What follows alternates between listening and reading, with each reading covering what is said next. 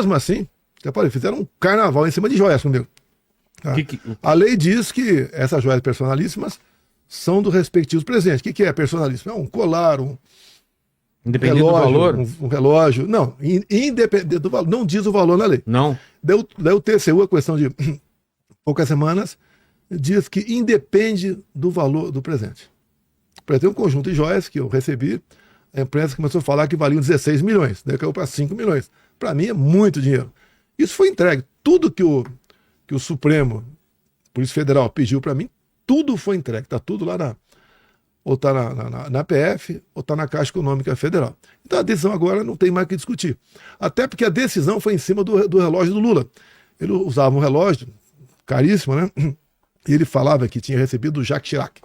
E daí alguém questionou, foi um parlamentar, o Anderson, por que aquele relógio estava com o Lula, já que o meu não podia estar comigo. E daí o TCU resolveu, interpretando a lei, né, decidir que, independentemente do valor, as joias personalíssimas presentes são dos respectivos ex-presidentes da República. Até que uma legislação específica, lei federal, disciplina essa questão. Então... E nesse balaio acusaram até a minha esposa de desviar a joia.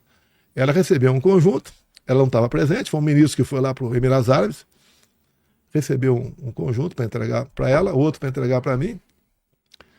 E no aeroporto, né, foi um avião comercial, não foi um avião da Força Aérea, um conjunto foi apreendido. 14 meses depois eu fiquei sabendo dessa apreensão. Era exatamente o conjunto da Michelle. Tá? E onde começou esse carnaval todo, ela inclusive sendo acusada. Não existe, não tem lei para presidente, quer dizer, não tem uma lei específica para esse caso, né? Muito menos para a primeira-dama. É a questão de interpretação? Uma interpretação, é um chute. É tudo que é para desgastar, para cima de mim, valia. Bem, o TCU agora botou um ponto final, tem uma súmula que está publicada em Diário Oficial da União, não tem que discutir mais esse assunto. Ponto final, joias. Não vou dizer que é a última, né? Que sempre tem uma narrativa em cima de mim. Até que teve o voto da Carmen Lúcia, ela disse, olha, nós somos contra qualquer tipo de censura, mas aqui um caso excepcional. Ou seja, foi o esforço final do Alexandre de Moraes para impedir que gente de direita, que tinha páginas, pudesse, com liberdade, divulgar o meu nome. Você pega o período pré-eleitoral. Decisão do Alexandre de Moraes. Eu não pude mostrar na campanha minha imagem do 7 de setembro. Eu não pude botar imagem do Lula defendendo o aborto. Imagem do Lula falando que se roubava celular para tomar uma cervejinha. Imagem de eu excursão na ONU. Eu, na cerimônia fúnebre da rainha Elizabeth. Eu não podia botar nada. E, além disso, o TSE gastou dinheiro para fazer uma campanha junto à sua milícia digital, né, estimulando os jovens, 16 a 17 anos, a tirar o título. Ou seja, essa faixa etária, majoritariamente, vota na esquerda. A gente calcula 75% vota na esquerda. Por pouco mais de 4 milhões de jovens tiraram o título. Ou seja, só aí o Lula tirou mais de 2 milhões de votos em cima de mim. Que é a diferença. A diferença. Só na campanha para jovem retirar títulos. Só nessa campanha, sem contar as demais. Porque a minha política econômica é completamente diferente do PT. Você pode ver, eu reduzi a carga tributária. Por exemplo, zerei os impostos federais de combustíveis. Só um exemplo. O governo agora voltou aos impostos federais de combustíveis. O atual ministro deles é conhecido como Taxade. Teve aqui sexta-feira. A política, eu chamo Ele falou para perguntar para você que, mas o Paulo Guedes queria taxar o Pix, não foi a gente que quis taxar o Pix. Olha só, queria uma coisa. Lá atrás, a equipe do Paulo Guedes queria taxar a cerveja, eu não deixei. Mas ele tinha essa vontade mesmo. Teve gente da equipe do Paulo Guedes que falou, uma taxinha pequenininha. Falou, lembra do CPMF, né? O meu linguajar, todo grande amor começa com um beijinho, não tem taxação nenhuma. E por que nasceu o Pix? Porque estava a Covid e tinha auxílio emergencial. Nós descobrimos que quase 40 milhões de pessoas, entre as 68 milhões que passaram a receber auxílio emergencial, nunca tinham tido conta em banco. E acabando o auxílio emergencial, que tinha que acabar um dia, porque se gastava por mês 50 bilhões de reais. Vai ficar essas contas inativadas. E existiu um estudo do governo Temer, lá atrás, para a implementação do Pix, mas não tinha qualquer qualquer sombra de ir para frente. O Paulo Guedes viu isso, mandou acelerar isso tudo e implementamos em novembro. E eu estava lá. Por coincidência, eu era presidente, né? E o Pix está aí, que é uma coisa que, como o nosso, não existe ainda em lugar nenhum no mundo. É uma facilidade que... O pessoal fala muitas vezes, o Bolsonaro arranjou dinheiro para banqueiro. Os banqueiros perderam com o Pix mais de 20 bilhões por ano, que não tinha mais TED, DOC, além de ser rápido. Isso ajudou, inclusive, a diminuir a violência no Brasil. Olha a ideia dos caras. Eu comecei a arquitetar um golpe em julho de 21, para acabar o golpe 8 de janeiro. E a partir daí, tudo que acontecia ao longo do tempo, eles faziam busca e apreensão, atrás da chamada pesca probatória, ou fish expedition, coisa que é proibido pelo próprio Supremo Tribunal Federal. O que é? Tentar... E tudo que aparecia ali... Sem ter o que... Vai procurando até achar. O que é isso? Procurando até achar. Um juiz não pode, juiz qualquer, não pode começar a investigar alguma coisa sem ser provocado. Ele dizendo, não adianta eu falar a verdade. Eles querem que eu fale algo para dar substância ao que eles têm na cabeça. Olha, teu pai, tua esposa e tua filha. Pensa que você vai falar. Não pode, um juiz não pode participar de uma delação premiada. Outra coisa também que não pode, decidido pela Lava Jato, lá atrás. Delação premiada não vale ser assinada com o réu preso, o réu ou acusado preso. Foi feito com o Cid. Depois de 100 e poucos dias de prisão, no mesmo dia que o Cid foi por liberdade, ele assinou a delação premiada dele. Felipe Martins, é outro caso bastante emblemático, né? Era o assessor meu de política externa. Prenderam ele, por quê? Acusação. Porque ele fugiu comigo dia 30 de dezembro de 22. Eu não fugi, e ele, se ele tivesse estado comigo no avião, não tem problema nenhum. Ele não estava lá. O que deve ter acontecido? Com toda certeza aconteceu. Olharam para a cara dele, vamos dar uma cana nesse cara. Vai falar... Dá um tempo preso, ele vai abrir a boca, vai falar o que nós queremos. Vão pressionar. A única coisa que eu vi na imprensa do Felipe Martins foi o seguinte, não vou delatar, porque não tenho o que delatar. Ele passou 6 meses preso, 10 dias em solitária. Não falou nada. Não é que não falou nada, não tinha o que falar. Não. E outra, depois ficamos sabendo, agora a imprensa publicou, e é verdade, 6 meses antes, desde julho de 22, o Felipe Martins já era monitorado. Já era monitorado pela Polícia Federal. Então a Polícia Federal sabia que ele estava no Brasil. Mas quando viram a cara dele, era um assessor, de certa forma, ligado a gente, né? Vamos prender esse cara que ele vai falar o que nós achamos que tem que falar. E ele acabou não falando. Esse é... E o Mauro Cid, por que falou e o que ele falou? Olha, o que aconteceu com o Mauro Cid? Eu vou falar porque está nos autos aqui, tá certo? Quando a esposa foi depor, ela confirmou a adulteração no cartão de vacina. Uma fraude. 1 ano antes de acabar o nosso governo. Tá, e aí... O cartão de vacina de vacina dela e da filha. Ela foi... Isso o advogado era dele, não tinha nada a ver com isso. Falou isso aí. E em cima disso, começou a ameaça de prisão em cima dela. E da filha. Daí desestabilizou o Cid também em cima disso aí. O meu cartão falsificado. Eu tive 2 vezes falsificação de cartão comigo. Primeiro foi em Peruche, São Paulo. Cartão do quê? Vacina meu? Vacinação. Apareceu que eu havia... Apareceu no SUS, né? Que eu havia sido vacinado. Tá. Isso Essa informação veio do SUS? Foi final de 21, começo de 22, por aí. Então nós pedimos para a PF investigar. Não chegou a lugar nenhum. Mas é sempre assim, quando é meu favor, é inconclusivo. Mas mesmo assim, o e-mail que me cadastrou era lula@gmail. A gente vê que é uma sacanagem. Não é difícil você investigar um cara que tem domínio. Claro. A princípio, um cara mais humilde vende esse domínio para alguém. Vende, tá certo? Assim como o domínio meu vale muito por aí. Tá? E depois o segundo, a falsificação minha em Duque de Caxias. Isso aí no dia 29 ou 30 de dezembro, eu pedi para o Vai Rosário, que era o chefe da CGU, tomar as providências para a devida investigação. Assim foi feito. Então não foi a PF que descobriu lá, nós participamos também disso aí. Então, no meu entender, está descartada a questão de falsificação, porque eu não tomei a vacina. Seria uma desmoralização para mim eu ter tomado a vacina. E outra, por que eu ia me vacinar 2 vezes em Duque de Caxias? Até que o golpe de 8 de janeiro, como está aqui seria 8 de janeiro foi montado por mim. E não exatamente o contrário. Que as imagens que nós temos, né, mostram exatamente o contrário. Por exemplo, aqui. Eu estou em curso em organização criminosa armada. A primeira pergunta: 8 de janeiro foi apreendida alguma arma? Você vai lá na polícia Legislativa do Senado Federal, a única arma apreendida foi um estilingue e meia dúzia de bolinha de gude. Ninguém vai dar golpe com isso aí. Tentativa de abolição violenta do Estado Democrático de Direito. Nem eu, nem os que estão sendo punidos, nem a Débora. O que é essa tentativa?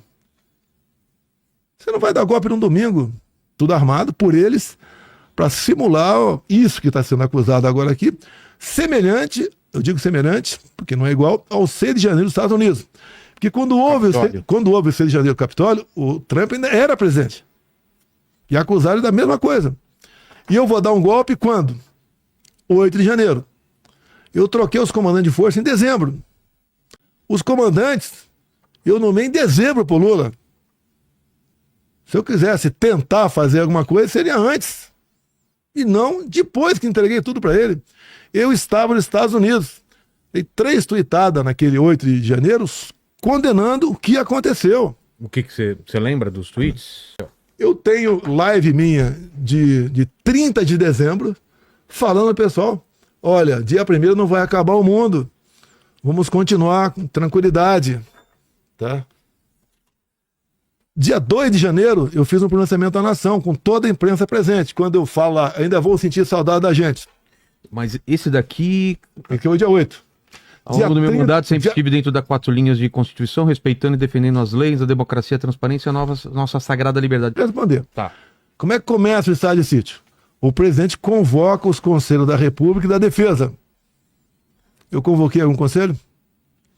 Que esse conselho está ali, líder da maioria da Câmara, da minoria, do Senado, ministros, presidente da Câmara, presidente do Senado. Não tem nada disso.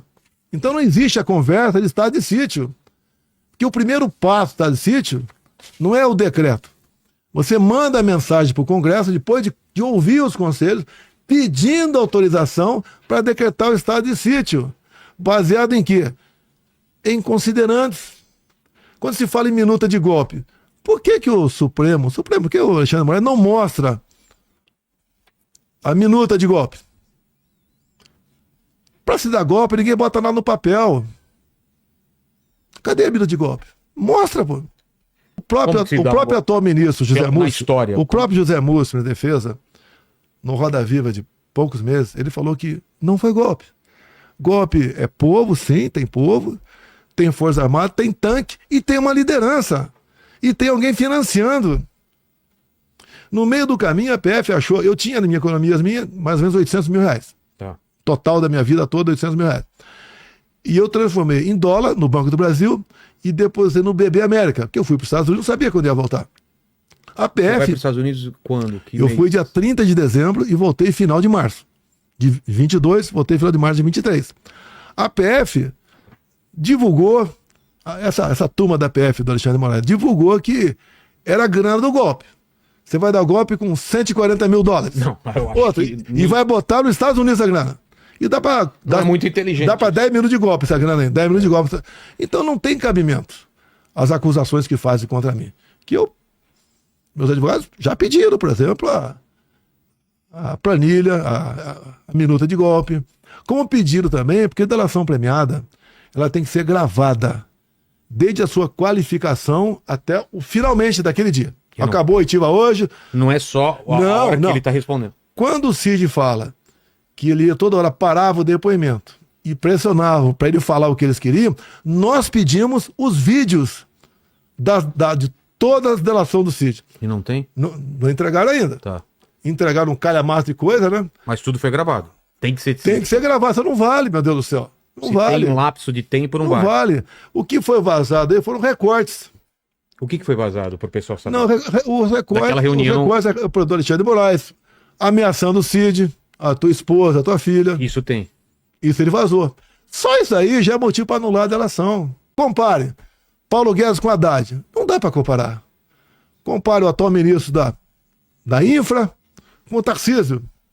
Aquele ministro que foi afastado por acusação de assédio com a Damares. Você não dá para comparar nenhum deles. O nosso ministério, tivemos alguns pequenos problemas, eu mandei embora alguns lá, tive que mandar embora, mas não dá para comparar com esse padrão de ministro que está aí. Eu cheguei a ter o meu limite, foram 23 ministros. Ele tem 39. Não tem como dar certo um governo desse. Um governo agora que lança. Eu vejo a Gleisi Hoffmann, né, falando: o empréstimo está caro, o Lula empresta. O Lula está emprestando dinheiro do fundo de garantia do próprio trabalhador. Ele empresta com a garantia do fundo de garantia do trabalhador. Nós fizemos diferente. Nós tínhamos o saque aniversário do FGTS. Todo mês de aniversário daquela pessoa, no mínimo, um salário mínimo, era liberado do fundo de garantia. Era liberado, que esse dinheiro é dele. O governo faz empréstimo agora do próprio governo. E eu tenho dito, né, que o Lula só acerta quando ele revoga algo que ele anunciou ou fez. Como, por exemplo, a portaria dos ovos. A portaria do Ministério da Agricultura. Ó, a partir de tal mês, vamos ter que carimbar a validade dos ovos. Então, ó, médias e pequenas granjas já prevendo uma despesa futura, que vai ter que contratar mais gente, vai ter que gastar tinta. Já aumentaram o preço dos ovos. E detalhe, ia ter carimbo nos ovos apenas para as feiras e para o carro do ovo. Supermercado não tinha que ter validade, que os grandes produtores vendiam para lá. Direto para ele. Ele revogou essa medida agora. Então ele acertou. Tem que apresentar. Eu tenho que provar que sou inocente. Não ele tem que provar que eu sou culpado. Eu não sei se isso... Porque se fosse dar golpe, o que é um golpe? Primeiro que um golpe você não pode fazer em poucos meses. Um golpe é gestado. Não, é gestado ao longo do tempo. Inclusive, o mais importante, o after day. Claro. Como é que fica o mundo no tocante a você? É isso que eu penso. Um golpe ninguém ia aceitar. Não, pelo amor de Deus. Não, esquece. Como que é o dia seguinte? São todas as reuniões... Levanta barreiras comerciais contra a gente, por exemplo. Desliga o sinal do GPS aí. Acabou o Brasil, pô. Você tem que dar uma de Chaves e Maduro. Não existe mesmo... Não, isso é loucura. Isso é loucura. Com os Estados Unidos, por exemplo. Os Estados Unidos não ia topar. Com o Biden... eu ia negociar com o Biden. Nem com o Trump eu ia negociar isso aí. Com ninguém. O Biden você não podia dar uma ligada. Olha só. Olha ver, o ministro Gilmar Mendes, em Portugal, logo depois falou que aquilo não foi golpe. Além do José Múcio, da defesa, há poucos dias. Tá? O próprio Nelson Jobim também falou que não foi golpe. Depois ele voltou atrás. Tá, que não foi golpe. O Temer também falou a mesma coisa. E estamos aí para apreciar o requerimento na comissão para uma audiência pública onde participará o Mike Benz. Quem é o Mike Benz? Mike Benz é o protagonista que tem colocado no ventilador, né, em bom português, tudo aquilo relativo a envio de dinheiro dos Estados Unidos para outros países, inclusive o Brasil, através de parcerias, como a USAID com o TSE, parcerias públicas, e que até hoje, mesmo depois de perguntado, através de lei de acesso à informação, o TSE ainda não respondeu se recebeu dinheiro ou não da USAID. Eles não podem responder ainda porque eles sabem que receberam, já começam a aparecer os primeiros contratos, alguns milhões de dólares na mesa, e a gente tem a perspectiva de que o Mike Benz possa vir pessoalmente ao Brasil para trazer mais novidades e aprofundar, né, esse tipo de situação. Porque, finalizando, isso tudo é dinheiro do pagador de impostos americanos que serviu para doutrinação de imprensa, reforma do Poder Judiciário, né, conversas para o uso de soft power junto a juízes, ou seja, o próprio Mike Benz conclui dizendo em seu tweet, né, na sua conta X, que se a USAID não existisse, Jair Bolsonaro ainda seria o presidente do Brasil. Então, uma clara interferência externa. E tem uma palavra dele também, Eduardo, de que a China, né, teria procurado o governo Biden para tirar o Bolsonaro daqui. Porque eles teriam muito mais facilidade em certas transações com outro governo do que comigo. Não, com certeza. Né? Sempre existe esse interesse chinês. Inclusive, né, muito se diz sobre o interesse chinês para me retirar da presidência da Comissão de Relações Exteriores e Defesa Nacional. Daí essa pressão toda do Alexandre de Moraes e do Procurador-Geral da República. Porque esta comissão ela vai ser a primeira. É por onde começa o processo de análise dos 37 acordos e memorandos de entendimento que o Lula assinou durante o G20 com o presidente da China, com o Xi Jinping. E ali você tem, né, comunicação via satélite, você tem reservas de urânio, você tem parceria com o China Media Group, né, o soft power para você doutrinar as pessoas. Existem várias outras questões que essas sim fazem realmente uma questão de soberania nacional. Então, o poder, o jogo do poder, ele é cruel, né, e certamente as peças estão se movimentando. Agora, deram um tiro no pé, porque eu ficando aqui nos Estados Unidos, agora eu estou 100% com disponibilidade para levar adiante ao conhecimento das autoridades americanas, em detalhes, tudo aquilo que está acontecendo no Brasil. Inclusive a perseguição contra o Jair Bolsonaro, a condenação a 14 anos, que agora parou no meio do caminho, né, da senhora Débora Rodrigues dos Santos, dentre outros temas. Se o Bolsonaro perder o capital político dele, já era. O Alexandre de Moraes vai trancafiar ele na cadeia e vai jogar a chave fora, ou quando não, né, ele próprio sabe, ele pode ser vítima de um assassinato. E vão falar, ups, mais um assassinato numa cadeia latino-americana, né? Uma narrativa fácil de você vender mundo afora. Então, isso daí acontecendo, o meu principal objetivo hoje, enquanto deputado parlamentar, que ainda sou, né, deputado federal, estou licenciado, é acabar com essa injustiça. A pauta número 1 é brecar um psicopata chamado Alexandre de Moraes. Pessoa que joga velhinhas como Iracina Gotti, de 71 anos de idade, por 14 anos na cadeia, joga 14 anos na cadeia uma mulher que pichou uma estátua com batom e no dia seguinte isso daí foi lavado com água e sabão. Isso daí não dá para entender que é justiça e a gente tem sim que constranger, né, todos aqueles que apoiam esse tipo de regime. Se eu voltasse ao Brasil, né, como disse ali o Lindbergh Farias, que você acha? Que você acha? Correia, que você acha que ia acontecer? Eles disseram já que o Alexandre de Moraes ia pegar meu passaporte, tá? O que eles deram um tiro no pé e não conseguiram calcular é que quando eles pediram meu passaporte, inesperadamente eu estava em voo de volta aqui nos Estados Unidos. Vim passar o carnaval com a família e, de repente, fazer um ou outro encontro político lá na capital, em Washington, D.C., porque aqui nos Estados Unidos não tem feriado de carnaval, né? Era uma semana normal de trabalho para os congressistas. Então, em virtude disso, o PGR atrasou a resposta. O Alexandre de Moraes deu 5 dias acreditando que eu estivesse no Brasil. E aí, essa resposta foi atrasada até o momento que eu anunciei que não retornaria mais.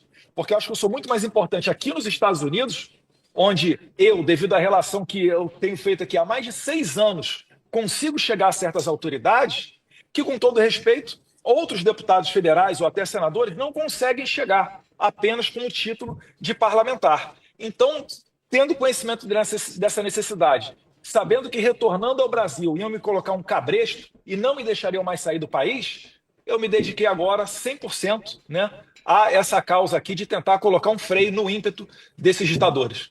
E o Alexandre de Moraes, com o maior cinismo de todos, disse que as atividades que eu estava praticando no exterior não configuravam nenhum crime e arquivou o processo. Isso daí, Vilela, mais uma vez, para esculachar. É para dizer o seguinte, é isso mesmo, eu estou fazendo isso para perseguir e vocês não têm a quem recorrer. É igual a multa do PL. O PL foi multado em 22 milhões de reais. O primeiro dia, né, da primeira inelegibilidade de Jair Bolsonaro, quando foi marcado, né, foi marcado para o dia 22. E assim sucessivamente. Então o Moraes, ele tem essa sanha, né, de se mostrar mal para intimidar os outros a apoiar Jair Bolsonaro. Finalizo. O objetivo dele é claro e notório. É acabar com o maior movimento político espontâneo e voluntário que a minha geração já assistiu, que é o liderado pelo Jair Bolsonaro. Quando me perguntaram agora se eu seria testemunha de defesa do presidente, eu disse, claro, óbvio que eu vou ser, por uma razão simples. Eu acompanhei Jair Bolsonaro ao longo da presidência dele. Ninguém fez o que o Bolsonaro fez. Ninguém. Quando que eu ia ser ministro de Estado? Nunca. Isso nunca passou pela minha cabeça, porque antigamente um ministro de Estado tinha que ser vinculado a um partido político, um ministério era entregue para um partido, porta fechada. O Bolsonaro rompeu com isso. É uma pessoa que nesses anos todos eu nunca vi pensar em outra coisa senão o interesse das pessoas. No caso do Covid, por exemplo, eu me lembro de chamando o Paulo Guedes e dizendo, como é que vai ficar se a gente fecha tudo? O cara que vende biscoito Globo na praia. Como é que vai ficar o cara do churrasquinho, que ganha o dinheiro na porta do estádio no final de semana? Né? Como é que vão ficar essas pessoas humildes que estão no sinal, essas pessoas que dependem do comércio, o pequeno comerciante? E aí nasceram uma série de coisas. Nasceu o auxílio emergencial, nasceu o Pronamp, nasceu o benefício emergencial. Eu vi o presidente se preocupar com o motorista de caminhão. A questão dos 20 pontos, a questão da não cobrança do pedágio no eixo levantado, a questão da diminuição da multa por fuga de balança, a questão do prazo para renovação de carteira, né? Eu vi o presidente se entusiasmar com a questão do Pix, com a inserção das pessoas no mercado de crédito. Eu vi o presidente preocupado com a água no Nordeste, eu vi o presidente querendo isentar motocicleta de pedágio, eu vi um cara que se preocupava com as pessoas. Agora, quantas vezes eu vi o presidente arquitetando, armando alguma coisa que tivesse fora da Constituição? Nunca. Nunca. Esse papo nunca houve. E assim, se eu era um ministro próximo, eu nunca ouvi nada disso. Nunca ouvi. Nunca vi. Nenhum movimento, nada que desabonasse. Então eu só vi uma pessoa preocupada com o cidadão, preocupada em fazer o melhor, preocupada em entregar e preocupada com o país. Então eu tenho uma tranquilidade absoluta de defender o Bolsonaro. E aqui não tem assunto proibido, não tem nada. A gente conversa sobre tudo, enfim. Ele foi pressionado sobre tortura. Ele assinou a delação premiada quando foi posto em liberdade, depois de mais de 100 dias na cadeia.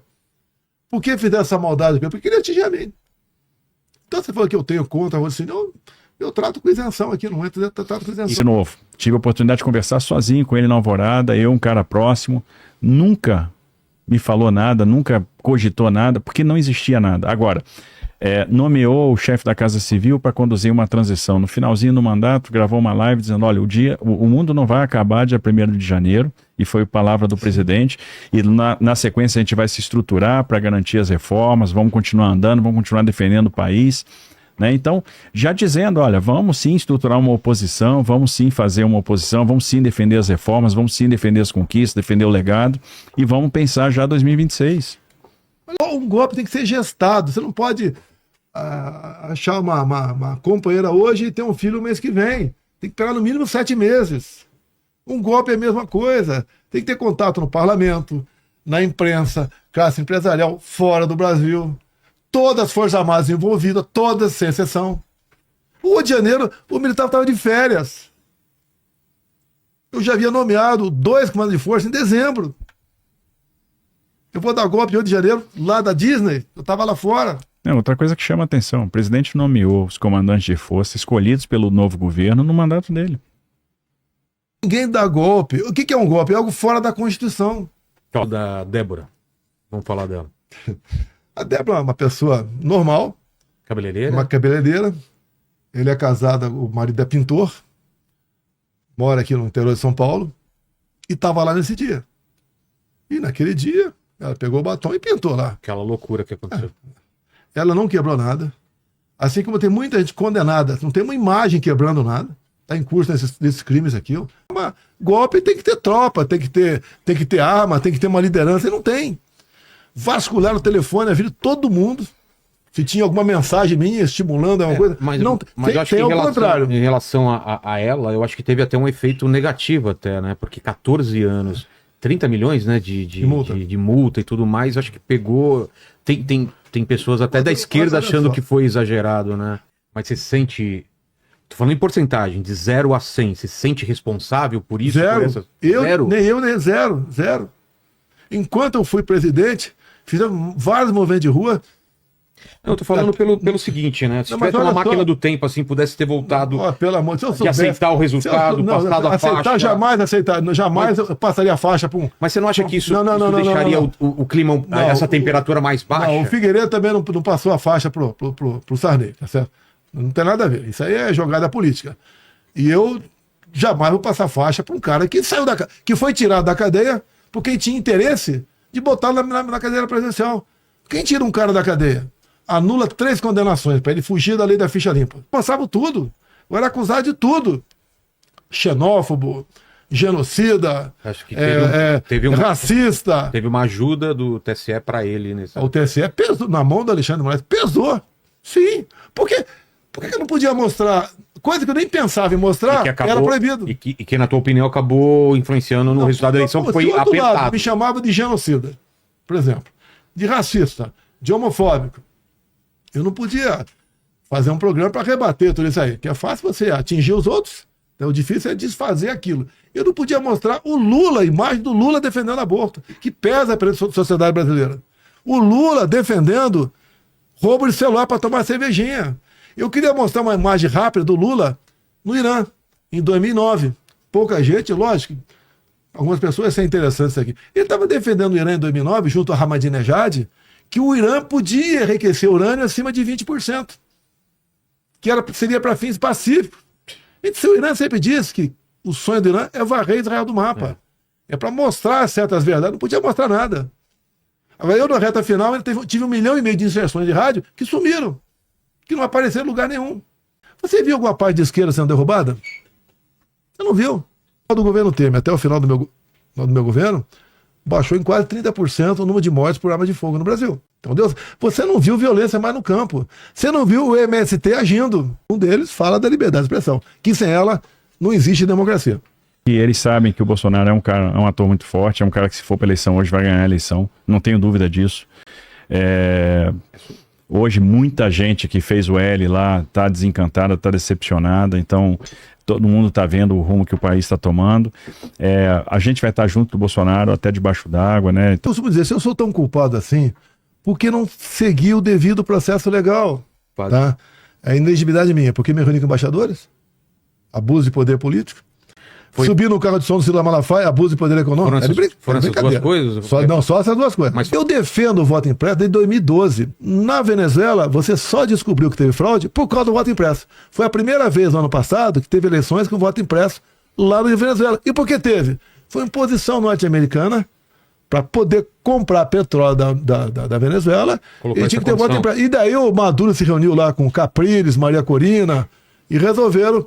E o que o Maduro fez malandramente? Aprovou o voto impresso, para eu ficar numa boa aqui, ele tornou as dois principais opositores dele, a Maria Corina e Capriles, inelegíveis por 15 anos. Qual a acusação? Atos antidemocráticos. Subiram no carro de som e criticaram o Maduro.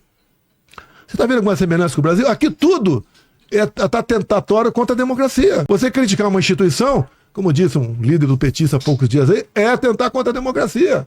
É a coisa mais simples que tem. É o que fizeram comigo. Eu pretendo disputar as eleições. Inelegível. Comigo, depois das eleições, por se reunir com embaixadores, por subir num carro de som do Ciro Malafaia, eu agora cometi 2 crimes eleitorais. Eu nunca vi isso no Brasil, pô. Então, mas qual que me prender só na mão grande. Então, mas tem essa possibilidade, ou não? Por exemplo, eu estou pensando em fugir do Brasil? Não. Eu estou atrapalhando algum processo? Não. Vai botar uma preventiva em por quê? Só se for na mão grande. Pessoas outras, de mais de 70 anos de idade, condenada a 14, 15, 17 anos como golpista.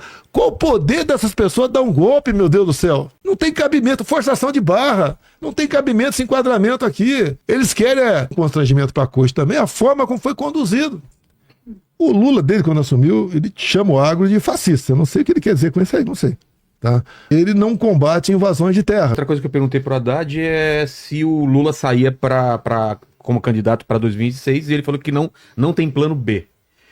E aí eu falo do seu lado. O plano B dele é Bolsonaro, pô.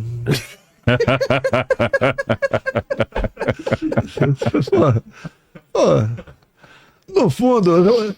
Não, mas aí eu emendo a pergunta. Publicamente, ele fala meu nome todo dia. Sim, eu vejo. Eu acho quando ele vai... muito do Tarcísio também. Como ele tá? Dor de cotovelo. Dor de cotovelo. Mas ele falou bastante. Você pode ver. Mas só pra emendar a pergunta. Pera, deixa eu falar aqui. Deixa eu aproveitar. O Lula não tá recém-casado? Tá. Eu acho que em vez de ele falar pra Janja, quando vai dormir, eu te amo, ele deve falar, Bolsonaro.